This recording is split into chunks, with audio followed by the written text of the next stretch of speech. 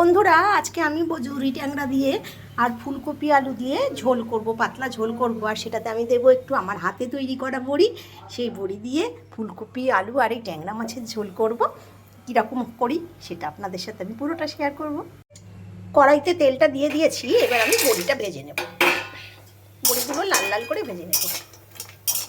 বড়িটা তো আমার ভাজা হয়েই গেছে, এবার আমি তুলে রাখবো। বন্ধুরা তেলটা আমার গরম হয়ে গেছে, এবার আমি মাছটা ভাজবো। ট্যাংরা মাছ তো খুবই খাটে, জানেনি।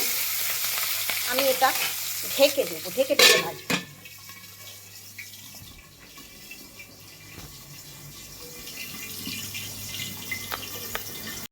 বন্ধুরা ট্যাংরা মাছটা আমার ভাজাই হয়ে গেছে, এবার আমার তেলের মধ্যে আমি ফুলকপিটা ভেজে নেব। ফুলকপিটা আমি ভাপিয়ে রেখে দিয়েছি, একটু গরম জলে বেশ খানিকক্ষণ রেখে। খুব বাজে গন্ধ বেরোয় যখন ওই গরম জলটার মধ্যে থাকে ফুলকপিটা, যখন জলটা ফেলি খুবই বাজে গন্ধ লাগে। ফুলকপি একটু ভাপিয়ে নিয়ে রান্না করাই ভালো। ফুলকপিটা আমি ভেজে নিই সুন্দর করে। বন্ধুরা দেখতেই পাচ্ছ ফুলকপিটা আমার সুন্দর করে ভাজা হয়ে গেছে, এবার আমি ফুলকপিটা তুলে নেব। বন্ধুরা এবার আমি তেলে সম্ভারটা দিয়ে দেবো। এর জিরে আছে, লঙ্কা আছে, আর তেজপাতা আছে। তেলটাও গরম হয়ে গেছে, এটা আমি একটু ভেজে নিই, সুন্দর করে ভেজে নিয়ে তারপরে আলুটা দেবো। ফোড়নটা আমার হয়ে গেছে, আমি এবার আলুগুলো দিয়ে দেবো। সব কটা আলু দিয়ে দেবো। আলুটা দিয়ে ভালো করে ভেজে নেবো লাল লাল করে,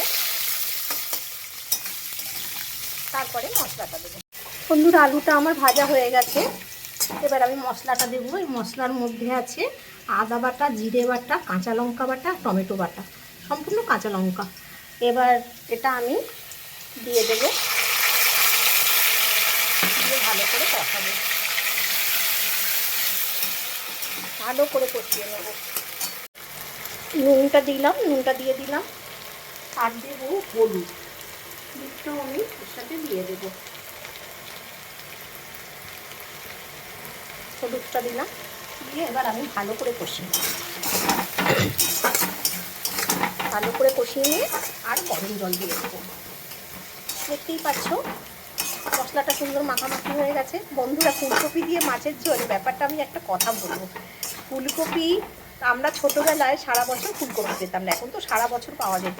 আমার বাবা মহালয়ার সময় আমার বাবা বাগবাজারে যেত তর্পণ করতে, তখন বাবা ফুলকপি আনতো। আমাদের তখন ফুলকপি তখন খাওয়া হতো, এখন সারা বছর অ্যাভেলেবেল। তারপরে আমরাও পেতাম না, আরও আমরা গ্রামে থাকতাম, যেহেতু গ্রামে অত কিছু পাওয়া যায় না, সব কিছু শহরের লোক হয়তো খেতে, জানি না।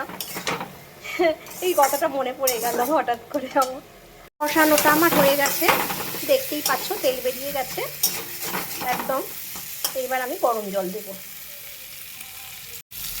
গরম জলটা দিয়ে দিলাম,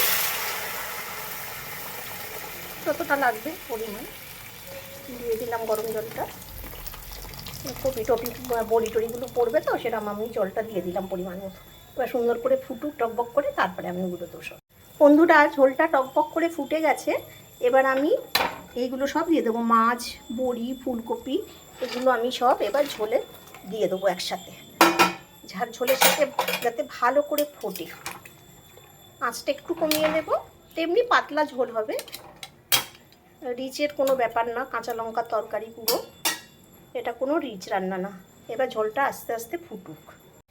বন্ধুরা মাছের ঝোলটা আমার হয়ে গেছে, আমি এবার ধনেপাতাটা দিয়ে দিলাম। ধনেপাতাটা দিয়ে আমি একটু ফুটিয়ে নেব। বন্ধুরা মাছের ঝোলটা আমার হয়ে গেছে সম্পূর্ণভাবে। কপিগুলোও আস্ত আছে, বড়িগুলোও আস্ত আছে, আলুটাও সুন্দর গলে গেছে। এরকমভাবে করলে মাছের ঝোল খুবই টেস্টি লাগে। আপনারা সবাই পারেন আমি জানি, তবে আমি কিভাবে করলাম সেটা আপনাদের সাথে আমি শেয়ার করলাম। ভালো লাগলে পাশে থাকবেন, একটা লাইক, একটা কমেন্ট যদি করেন খুব ভালো হয়। আজ তাহলে আসি, অন্য দিন আসবো একটা রেসিপি নিয়ে।